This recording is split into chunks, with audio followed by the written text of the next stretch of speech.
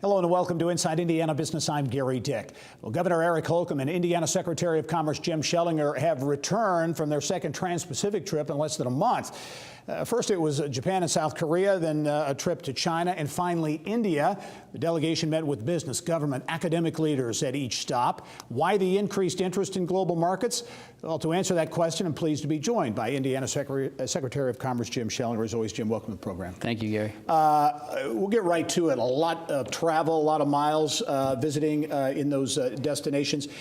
Interesting insights you have. You talked about a meeting with Prime Minister Modi of India, yes, which really was kind of an exclusive opportunity. Talk about that, the discussion, and what went on between the governor, you, and the Prime Minister. The governor is laser focused on taking Indiana to the world and bringing the world to Indiana every day.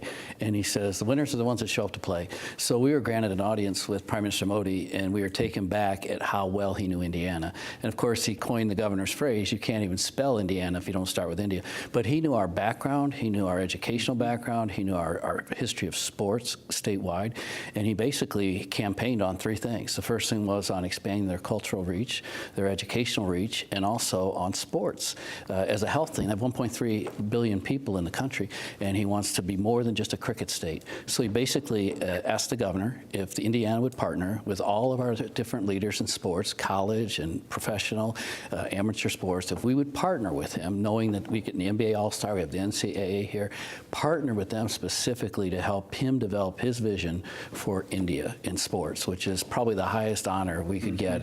And I thank a lot of the city leaders and state leaders that had that vision back in the 80s, which he pointed out. Yeah, interesting. And I think reflective of Indiana's growing global profile, not just in India, but the reception you've gotten in some of these other countries kind of brought that home as well. Magnificent. And you know, it's interesting, you know, everywhere we went, of course, in the Asian countries of South Korea and Japan and China and India, there are issues, there are challenging issues economically. And we talked about, we always embrace the opportunities when we have really prosperous collaborative times, and we endure the difficulties and the challenges of when we have economic times like we are today. But as a global community, we know this is all going to work out, and every one of them thought it was very significant that the governor took the time to come during these times. Talk about deals coming. You know, these trips, a lot of it's relationship building, you know, for existing companies you already have doing business here in the state, but also new relationships as well as you look at the potential for new investment, new companies coming out of them. Yeah, we had over 75 meetings, and about 25% of those was for government and embassy people. The rest were for businesses. We met with businesses investing in Indiana to thank them. They had 49 other choices.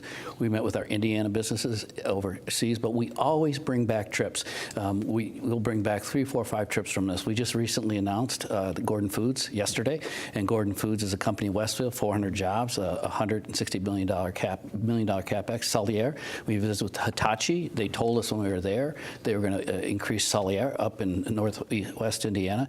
eHealth, when we visited California, they made the announcement a week later, 500 new employees at a $10 million cap up in upper north side of Indianapolis.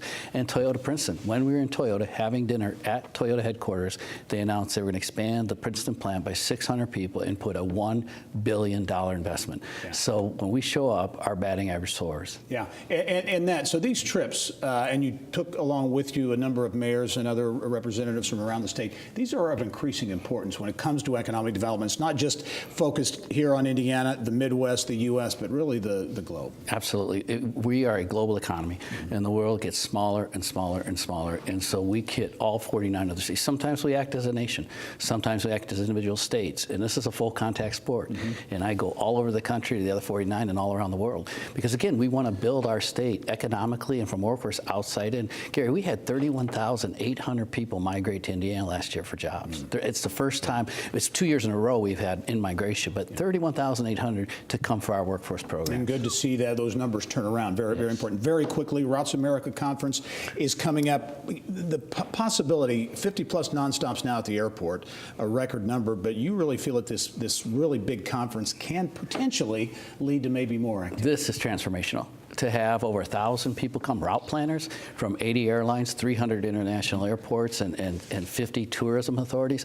They're all going to come to the #1 airport in North America, go to the #1 convention center, and I think it's fair to say that we're in negotiations right now for 4 additional nonstop direct flights overseas. All right, well, we'll follow up with that, on you with that as well. Secretary of Commerce Jim Schellinger, as always, thanks for joining us. Go home and get some rest. Thank you, Gary. Talk to you.